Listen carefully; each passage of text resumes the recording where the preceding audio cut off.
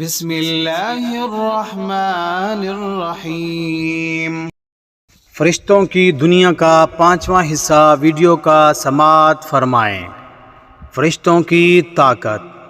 اللہ تعالیٰ نے فرشتوں کو انسانوں اور جنوں سے کئی گنا زیادہ قوت و طاقت عطا کر رکھی ہے۔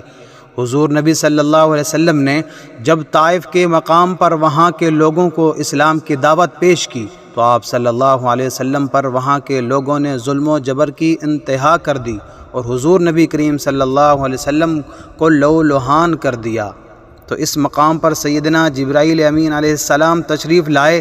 انہوں نے آواز دی اور کہا کہ اللہ تعالیٰ حضور نبی کریم صلی اللہ علیہ وسلم کے بارے میں آپ کی قوم کی باتیں سن چکا ہے، جو انہوں نے آپ کے خلاف اقدام کیے وہ بھی دیکھ چکا ہے۔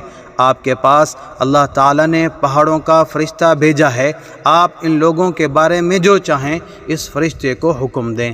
اس کے بعد پہاڑوں کا فرشتہ مخاطب ہوا، اس نے حضور نبی کریم صلی اللہ علیہ وسلم کو سلام کیا، پھر عرض کی اے اللہ کے رسول، آپ جو حکم دیں گے میں اس کی تعمیل کروں گا۔ اگر آپ چاہیں تو میں ان دونوں طرف کے پہاڑوں کو آپس میں ان پر لا کر ملا دوں جن سے یہ پس جائیں گے۔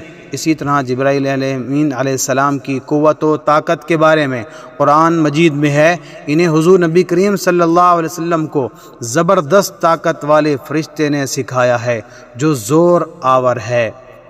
فرشتوں کا نظم و ضبط۔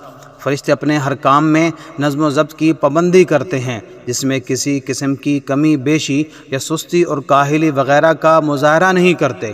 جن فرشتوں کی جب اور جہاں ڈیوٹی شروع ہوتی ہے وہ اس وقت وہاں پہنچ جاتے ہیں اور اسے احسن طریقے سے سر انجام دیتے ہیں۔